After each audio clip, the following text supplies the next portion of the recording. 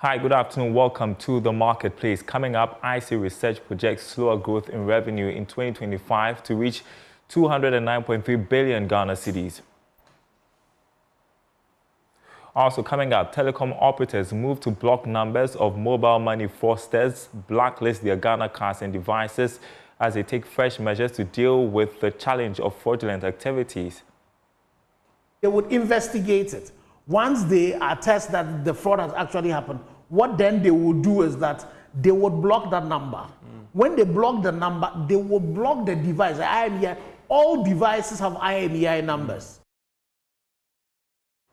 Also ahead, we'll tell you how the tradition of masquerading is adding color to the festive season.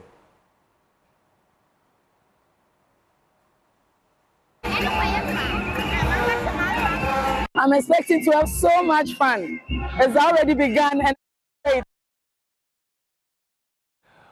My name is Daryl Carl. Thanks for joining us. Details coming up.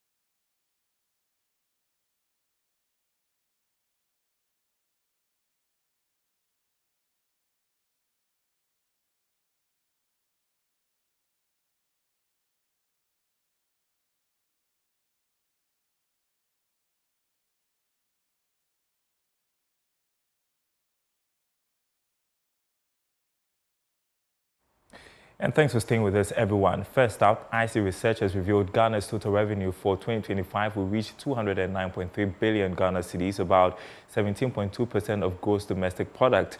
This will represent a slower growth of 16.1% as against 33.8% year-on-year estimated for 2024. There is more in the following report.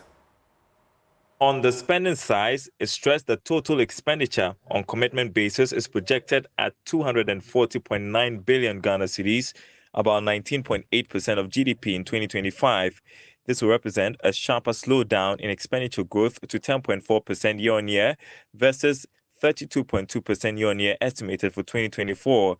According to the report, whilst the International Monetary Fund explained that the expenditure forecast assumes full debt restructuring, the fund also underscored the need to strengthen expenditure controls and implement enhanced fiscal responsibility framework. Within this context, IC Research views the projected drop in expenditure to GDP ratio to 19.8% amidst a broadly flat projected revenue to GDP ratio of 17.2%, as indicating a consolidation based on post-election year expenditure controls.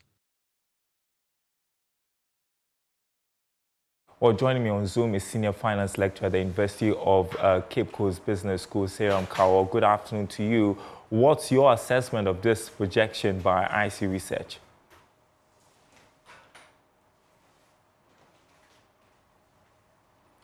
You're muted. The IC research gives us credible information on what the situation will look for us in 2025. This revenue projection, which will slow down to 209 billion Ghana cedis, tells us that there is a lot that we need to look at. Looking at the background of government trying to, the incoming government, I must say, trying to tell us that they are going to scrap some revenues in terms of taxes, would mean that what we expect to get in 2025 will be lower than what would have come in. That will also mean that there is going to be a reduction in government expenditure. Government is going to reduce its spending which will impact public service and infrastructure development in the country.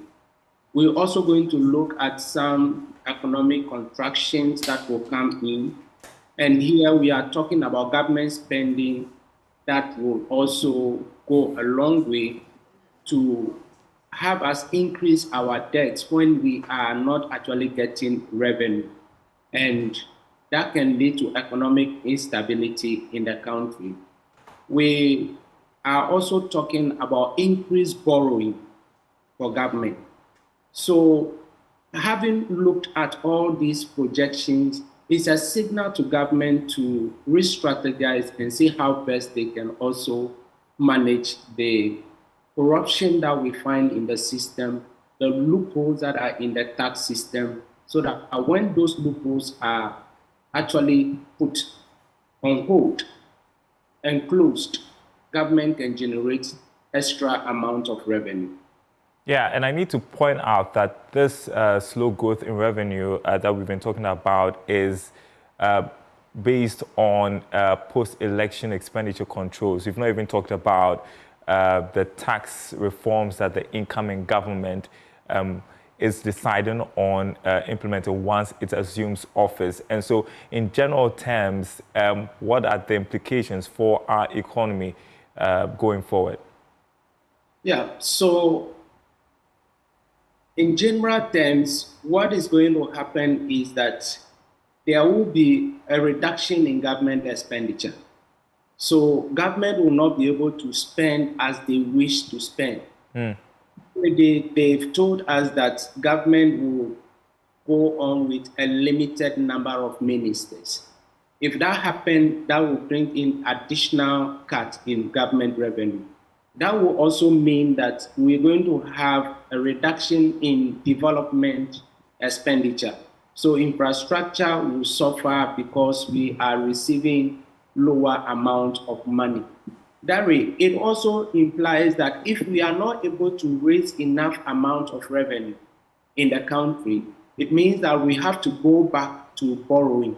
And that might have implications for the IMF extended facility that we have, which might be extended over a period of time. Yeah, well, since you bring up the IMF, it's said that Ghana's consolidation efforts over the remaining facility program period will continue to be based on revenue mobilization. So when we're hearing this projection from the IC Securities, we're hearing the incoming president saying, I'm going to remove taxes. They have to think about the IMF program also and how that is tied to revenue mobilization. So what do they do in this regard? Okay, so in doing that, the tax administration in the country have to be improved. That is the efficiency to reduce tax evasion and increase revenue collection in the country. We have a situation when new taxes are introduced in the country. We have third parties that are collecting these taxes rather than the Ghana Revenue Authority. So we need to look at the tax administration. The other way to look at it is to broaden the tax base. When we broaden the tax base, what will happen is that we are going to reduce the over-reliance on the few taxpayers that are already paying the tax in the country. And how would government be able to increase the tax base?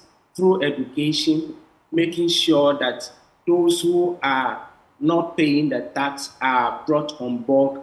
Through accountability and transparency, we want to see how they use the taxes very well to the development of the country. We need fiscal discipline.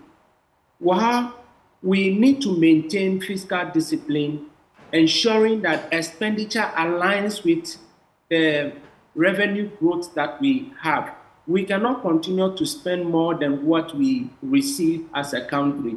If we spend more than what has been budgeted for, then we are going to have a difficult situation. So government will need to ensure that we have all these things put up so that once we do not compromise the tax collection, but government considers reforming the tax system, that will make it equitable and efficient for people to pay the taxes. Well, on the thought of widening the tax base? I mean, there are some tax experts who say it is not as easy as the government has said it would, and it will take quite a while to accomplish that. And that means that the sort of results we are seeing wouldn't be coming anytime soon.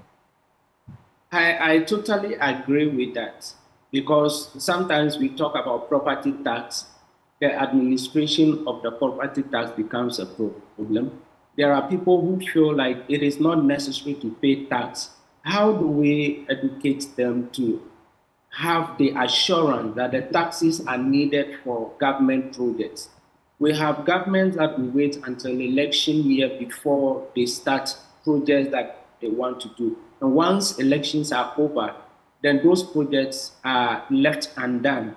And so it becomes very difficult for government to look at how best they will be able to educate the citizenry to pay the taxes that they want to pay. It's not going to be very easy. But the only way is that, yes, we collect taxes in the country, but then the loopholes in the tax system are so much that government receives little about the taxes that we pay. So let us see how best we can close those loopholes. How do we close the loopholes? Darry, there is the need to employ people with integrity, people who have the country at heart.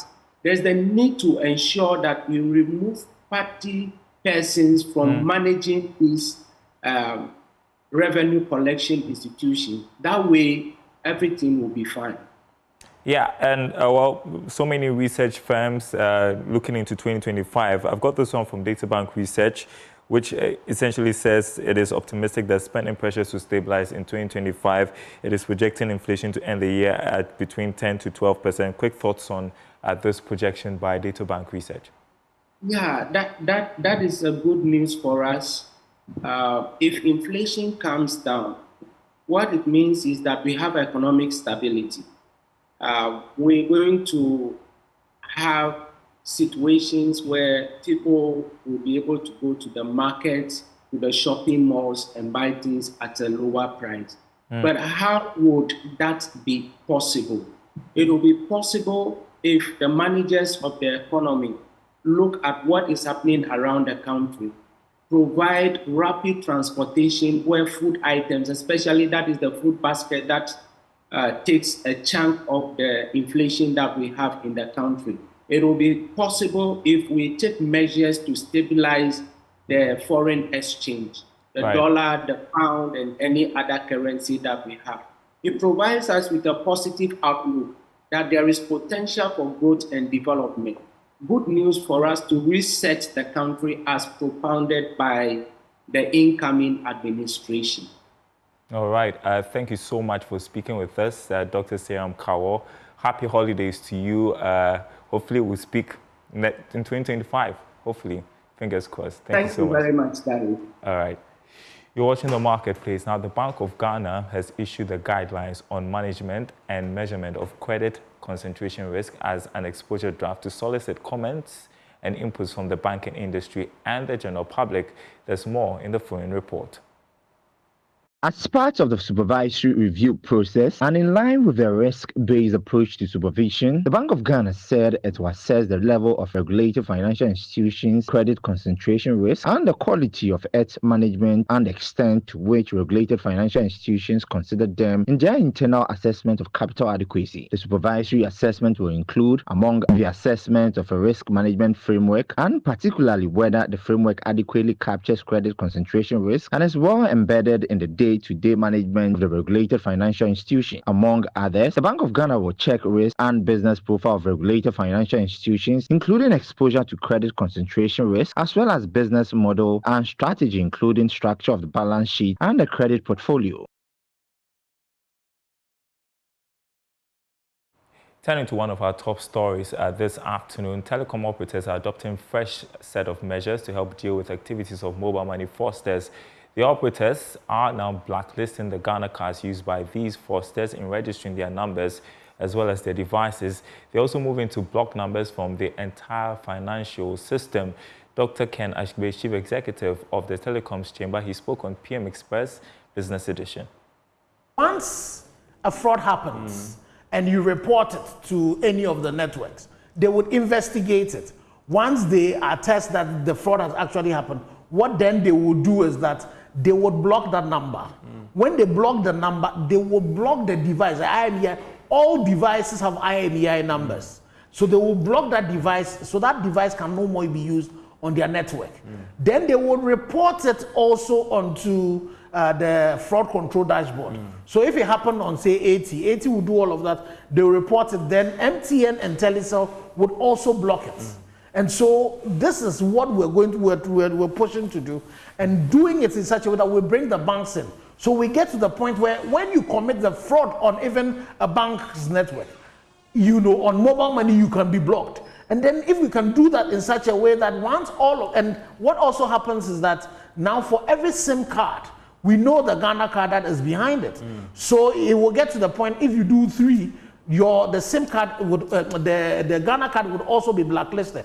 So that Ghana card can no longer be used to register any mobile money or SIM card on the networks. And so if we can collaborate with the banks, then what then will happen is that then you cannot also use that Ghana card to also go and open a bank account. And then possibly other regulators can come in. You cannot even get voter lines, voter ID, you know, and all of that. We start shrinking the space for. I don't know whether this is an operator thing, because in US I use a T-Mobile, and I know when a certain number comes, the network identifies and tells me that this is a fraud number. I stand to educate whether these are some of the decisions that they've taken, that now the number comes in and they are warning you that this number is a fraud number that is trying to defraud you, so don't pick it up. We go a step further.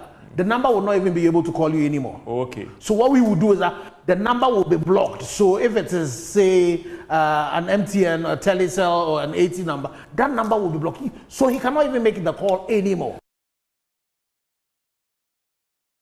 Now, the Social Security and National Insurance Trust SSNIT is advising employers to engage employees on ways of aggregating some benefits into salaries for improved living conditions. According to Chief Executive of SSNIT, Kofi Osafo, this will support future pension payments, since more contributions will translate into better pension payments. This is an issue, or these are issues that employees need to have discussions about with their employers. These are issues that are to be taken up by the unions to resolve for the future, for the very long term.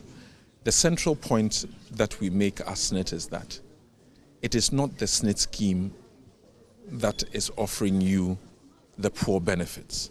In fact, what we've highlighted today is that the SSNIT scheme is overly generous. The SSNIT scheme is overly generous. What we need to understand is that the SSNIT scheme is based on your basic salary. So if your basic salary is low, or a lower part of your, or let's say a small part of your total take-home pay is considered for your pension, then when you retire, you are going to have a problem. So that is the discussion that we believe should be had. So is what you put in is what you get out. And as we highlighted, there are people who are earning significant amounts on retirement based on what they put in. So likewise, if you look at your basic salary, whatever figure is there, your pension will be a function of that. So we are effectively starting that discussion that to improve pension payments, we have to look at what goes in to the contributions to SSNIT. I think that is the central point.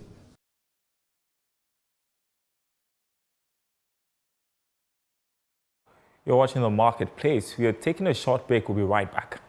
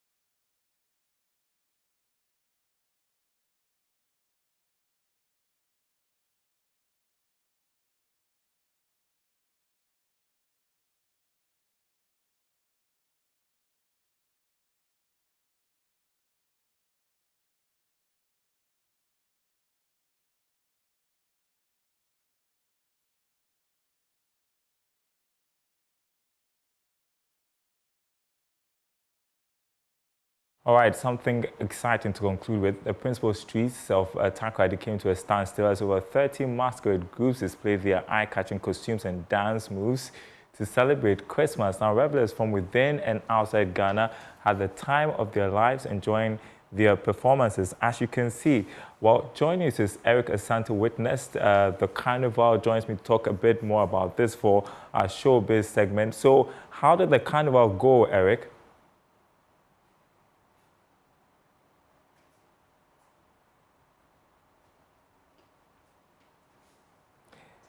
Eric, if you can hear me, how did the Carnival go?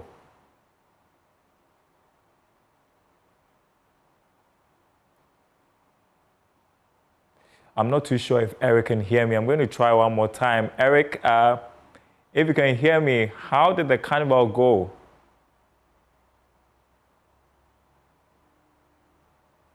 Okay. So we're trying very hard to get Eric to speak to us, but just take a listen to some of the people who spoke to us during the Carnival. I'm expecting to have so much fun. It's already begun and I can't wait to start and hit the floor. And this is my first time. How was the experience? Oh, it's cool. It's very good. It's nice. Expectations for this year's Carnival is on 100. Each and every year it gets better, but this year it can only get bigger and better. And so if you are out there and you are not here, you are missing out. I just want to have fun with the parade, dance, sing, enjoy the parade, walk around. Just want to have fun.